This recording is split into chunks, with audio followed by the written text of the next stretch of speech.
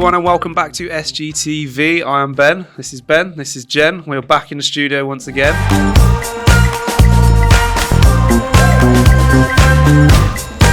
I didn't realise that would actually rhyme when I said that. I think we have got the making of the next Dr. Dre here. Yeah, that was good. I'm going to put a beat to that for the intro. But anyway, so you've come down from Derby. You are Aries Electrical Services, is that correct? Yeah, that's right. And you've come to do a few episodes with us. The one we're going to be talking about just now is work-life balance. So I'm sure whatever industry anyone's in, that's an issue. Yeah. So before we get too into it, do you want to just give us just a very brief, because we've talked about this in other episodes, just a brief summary of sort of how you both met to how you are both working together now? Yeah, so social media really. When I first started training, I put like a thing out on Instagram, which Sparky Ninja and Apprentice 121 shared, and picked it up and dropped me a message and said, I think I might be able to help. Yeah. Slid into your DMs and it all started from there. Yeah, pretty much. Yeah. Made it sound weird already. And now you set up your own business, and so where are you at in your career then, Jen? I'm literally in my first year at the moment. I've pretty much done as much as I can do paperwork wise. I'm just sort of waiting for the test centre now. Yeah, and once you're fully qualified, everything like that, are you going to stick with Ben, or you had enough of him now? Depends what his wages are like. Yeah. But it depends if we've got the work in for, One thing you mentioned before in one of the previous episodes was, before when in the early days of you working together. I mean, it's still early days of working together, but there was a time when like you needed a bit of time for yourself, and Ben was brilliant, sort of gave you that time to sort of sit back. Yeah. So I've, like we said in the previous one, we'd had some sort of. I'd had a bad experience with some builders in my home. We had an extension that should have took 12 weeks that took nearly a year. It was quite difficult because I've got 2 young children, one of which has quite severe special needs. So the adaptation and the changes within the house were becoming quite hard to manage. Obviously, I was living off my landing, basically. I had a little mini kitchen set up on my landing upstairs. I'd got my father-in-law that was stuck in the bedroom upstairs because we were building a flat for him, basically, because he's not as mobile as he'd like to be, obviously, in his older years. It was the whole point in it all being done, and bless him, trying to get up and down the stairs, the dust it was creating. We just couldn't live in it. It become ridiculous. You can sort of cope with it, can't you, for a few months. So at that point, obviously, it became quite difficult trying to manage the both, as well as the fact we'd had quite a poor tradesman come in. So I took a little bit of time off actually working. Ben came in and he actually did the rewire on my extension to fix what had been put in poorly, remove it and replace it. And during that time, I continued to work in a special needs school just because I couldn't live and work in the same place. All of this was going on. I needed a bit of a break from it. So that's sort of what happened, really. I was coming back and doing bits, weren't I? Yeah, a little bit here I jumped on again and did the sort of the second fix inside of it because we're sort of where we needed to be then. So it was actually your first kind of start to second fixing as well, which was nice. It made a bit of a comfortable environment for you to learn. And because if I messed it up, it was my own. It's like, it literally was. If you messed this up, this is your fault, your house. Yeah. I can't see it from my house, but you surely can. So you need to make sure it's okay. Yeah. So no, it was good. So yeah, that's kind of what happened there. Really recognise the fact that it was quite a difficult thing, and throughout it, my husband took quite a lot of leave to just try and support the whole thing, really, because he's in the armed forces, works away. But they allowed him to have a bit of leave time to sort of get on with it. So he was helping you, wasn't he? Yeah, he was. Some of the labouring work and that to keep the costs down. Have you ever had that sort of level of support, in previous careers, previous jobs, where an employer can just sort of say, look, everyone's got stuff going on. If you need some time, just take it. Do you know what I have? I can honestly say I have. So I know, again, I mentioned in a previous episode prior to this, I'd actually hit quite a bad relapse with PTSD. And I was trying to work, and the company I worked for, which are unfortunately no longer existent, they had a gym side of things and a retail side of things. So they agreed to, rather because they didn't want to lose me and there was a chance I could go back. They were absolutely fantastic, if I'm honest. They did they adapted things because they didn't want to lose me within the business, because I was doing really well. I was good at the teaching the classes and the PT side of things, and my sales was really, really good. So it was one of those, and they really looked after me. There was a manager, I'll actually name him, Craig Matthews, was really, really good. He'd had such a rough time himself with his health, and regardless of that, he did everything he could to try and keep me within the company. So they transferred me into the retail side of things, and retail wasn't, I'll be honest, it wasn't completely for me, but they did what they could to try and obviously get that balance with things to make it a bit less stressful for me. In the end, it just become one of those things. I just wasn't mentally well enough to be in the work environment, and that was just it, and I had to take the time out. But they did everything they could. They kept checking in on me all the time. I wasn't sort of left. When I went into the retail side of it, a really good team in there. There was sort of 3 managers, and they checked in on me regularly. They'd even come and see me. We'd go out for dinner just to make sure I was all right. It just, in the end, it was like, I just can't go back and work in that environment again, unfortunately. And that was my last job before I moved into And you're going to Electricians. remember that though, aren't you? And I think if you get to the position in the future, if you're employing people, then you're gonna pay that back to someone, aren't you? You know, life can be tough, careers can be tough, everything. And if you can find that balance, if your employer, if someone helping you can give you that sort of time off to balance things out, like you say, it's gonna be invaluable, isn't it? So for you, Ben, I mean, you're the one that you've recently took on Jen. You gave Jen that sort of time off. Was there an example like that helped you, that you've sort of come to that, or just for you knowing what it takes to be a good person? No, I've done that. Well, I had kind of examples of what not to do, really. Right, okay. And that's something that counts for life, really. I've had good examples of what not to do, so it's been a bit of a thing as well. I didn't like that in my situation, so I'm not going to do that here. And I think for me, away from business at it, I think you've got to think about it the way if you were in that situation. So if I was sitting there in Jen's situation and going through the things that she was going through and having to try and manage that in itself, that's a job in itself. You know, the time and effort that you were putting into it. I mean, what you have to go through day in, day out with Rosie, your little girl, that in itself is another job, you know. And on top of the fact she puts the stuff on, gets her work clothes on, comes to work, grafts all day, then trying to learn as well at the same time, then goes home. Like, to me, you can't take my hat off enough to her. And for me, that with all that extra added stuff, with the pressures and everything else going on, I thought, but you know, I can't say anything other than I'll see you when you're ready, you know. So how do you do it? I mean, I don't know. People ask me that question all the superhero time. Kate, mate, honestly. Do you know what? It's not a case of how do I do it. It's a case of I don't have a choice. Yeah. I mean, I suppose I do have a choice. I don't have to train and work, but then I lose me. So. And your kids and people that depend on you, they need you Exactly, for who you are, don't they? They don't want a shell of a that's parent. Exactly it. And I think for me, it's like I'm teaching them that, you know what, sometimes you cannot be okay, and sometimes things can be hard, but there is a way of getting around that, and you can meet those challenges, you can face them, or you can run away from them. And facing them isn't going to be easy. Sometimes you'll be up, sometimes you'll be down, but it's got to be done at the end of the day. And if I can show them that's possible, hopefully, as they're moving forward in life. They're watching, aren't they? So if you're in a situation where you're not managing, you're not balancing things or coping, then they're going to think that's how life is. That's how it will be. If you're showing them, okay, I've gone through that. I've gone in that situation. I've realised it's wrong. I need to retrain or whatever it is that it takes to fight through that. And you're leading by example, then, aren't you? And they're going to look up to you. That's going to be absolutely invaluable lessons that are. So take my hat off to you. I've got lots of hats at the minute. So what about you, Ben? Do you find there's any methods you use? Because it's your business that you've got, is it? I was really, really bad for work-life balance when I first set up, because I literally went from, just about making ends meet, sometimes having to decide what bills to pay that month whilst I was training. And to anyone who's going through that, they could probably relate, because people don't want to pay, good money to someone who's learning as well as working, because you spend, I know myself, you'll probably spend more time trying to teach that person than that person's ever going to, make for you for the company type of thing. So, you do take a lesser wage, and you have to get through that. And people don't like to take a lesser wage, but unfortunately, that's the only way through the door, because that's the only thing that you can do. If you can find someone who's going to pay you really good money and learn, you've landed on your feet with that, but it's just not reality, unfortunately.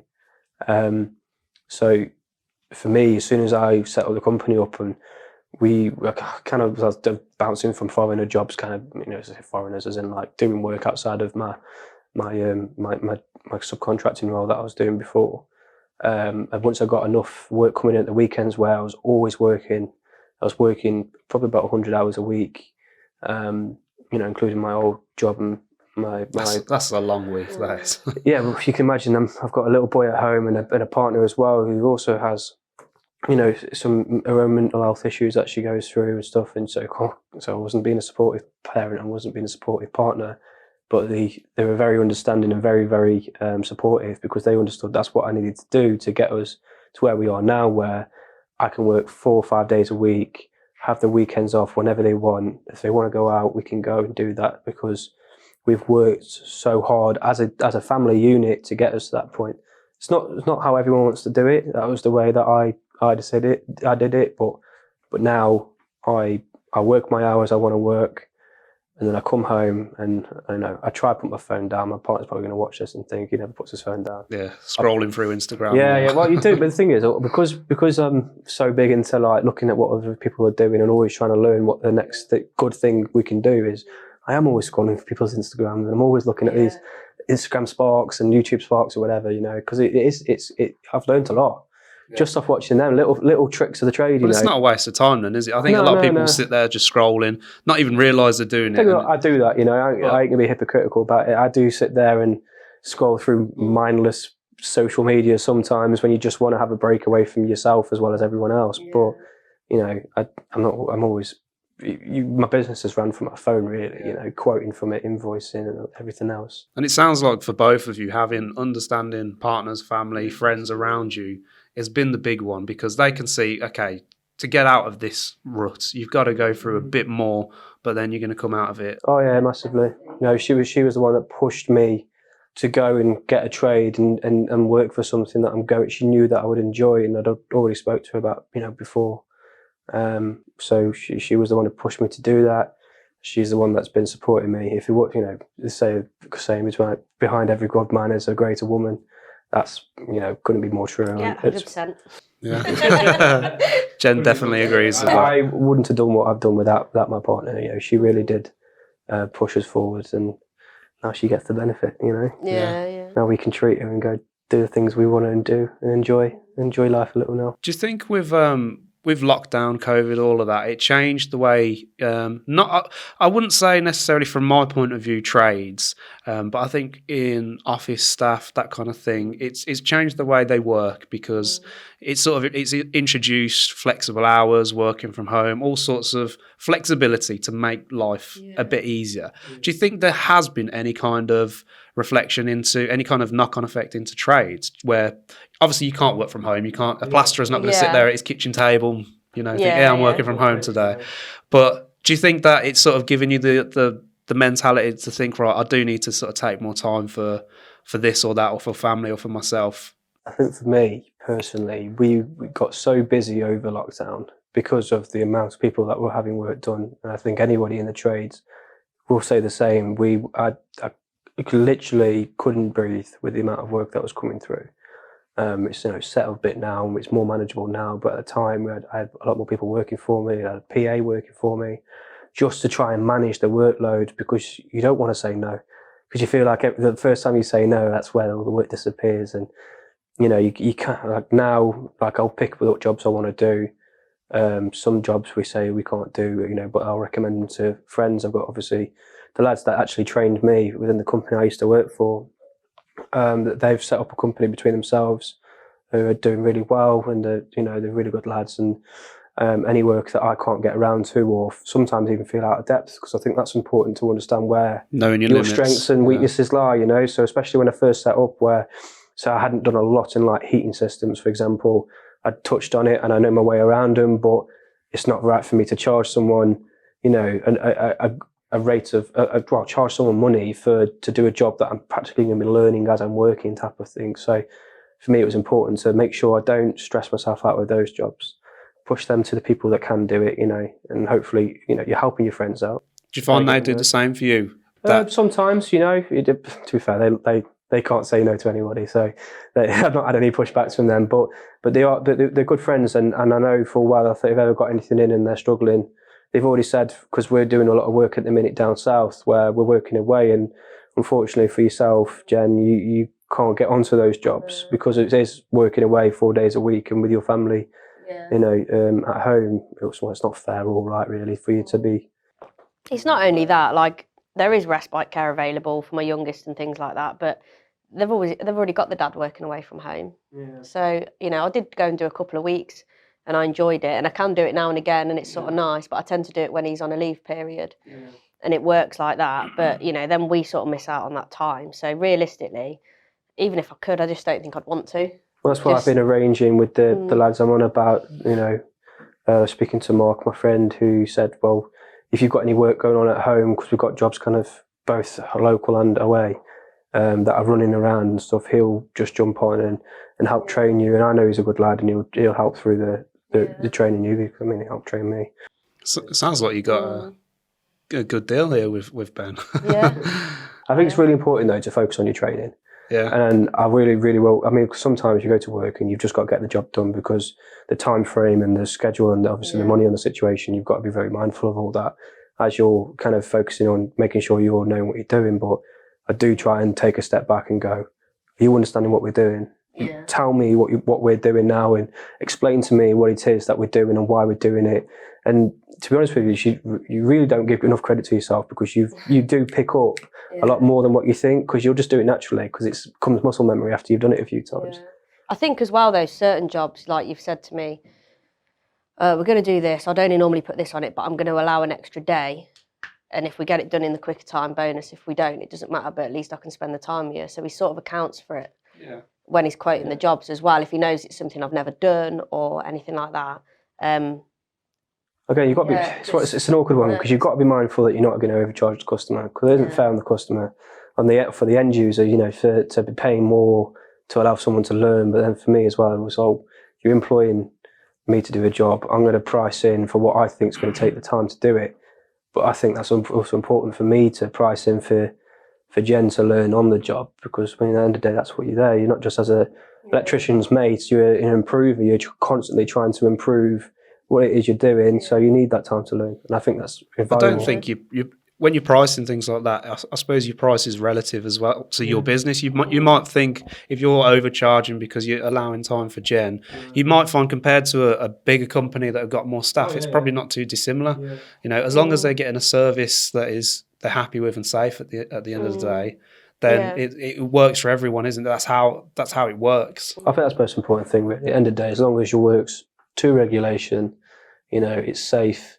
You tick all the boxes that you need to tick, and then you go that extra mile. I don't think it matters how long it takes or what the price is, as long as it's obviously you're not robbing people. Because we're never the cheapest. I can openly admit that. I don't believe it. I don't want to be the race to the bottom that this industry is starting to see. People in desperate times trying to charge as little as possible so they win the work. And for me, you're a busy fool in that sense because, well, one, how do you get to enjoy your job if you spent your whole day, rushing these interviews, for example, and what you do in the background of the work, well, you're not going to enjoy it. No. You've got to take that time to not only enjoy your job, but you create a better product because you enjoy it. Yeah. And for me, that's especially for yourself. You've started to notice that I'll say to you, don't worry about how long it takes. Just get the job done to the way it needs to be done, and she'll come back and she'll show me a video of it and it'll get uploaded onto Instagram or whatever because you're fantastic for that social media side of things. But you can see that job satisfaction's there. Yeah, and that's really important for me, at least. Do you think it pays back for you, Jen, that you're thinking, okay, Ben's been really flexible, he's helped me out when I've needed it. When I'm fully qualified, I'm definitely going to stick with Ben. I mean, if he hadn't have been... I think you do. You have that loyalty there, but it's not even only the loyalty. Do you know what it is? We have a really good working relationship when we're at work.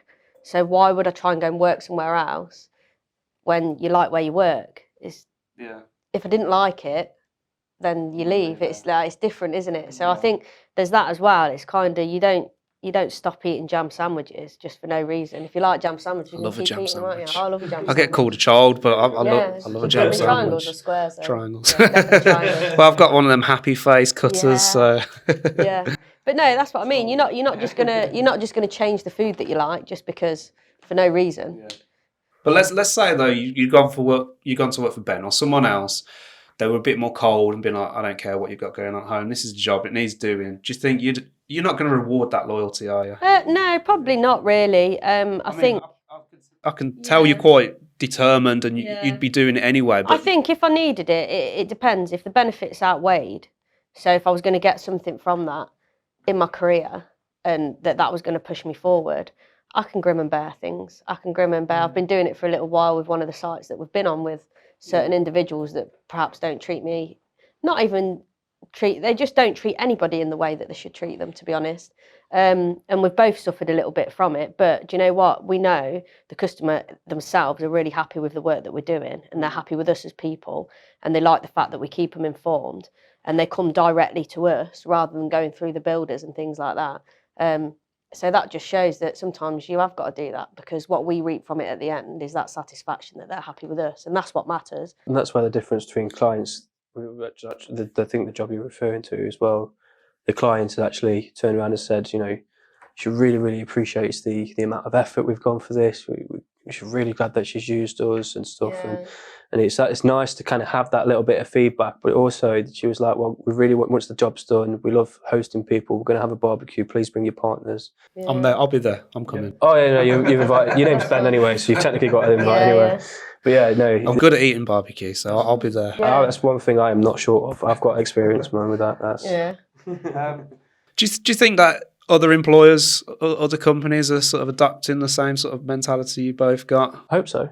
Yeah, I think since probably COVID happened, I think a lot of them are to a certain extent, not just within the trades, but across the board, because a lot of them have been put in positions where they're having to work individually from home. It can be quite lonely, it can be difficult. Even, top managers, they've not been able to put the kids in childcare like they normally would because it wasn't available, you weren't allowed to do it. So then they've had to work and have their children alongside them. And I think that's give a level of appreciation for how difficult it can be for people. And if they're sick, to be able to, go into work. Because actually, when childcare closed, if that kid was sick, they couldn't go into work, even if their office was still working and things. So I think it has. I think there are employers adopting it.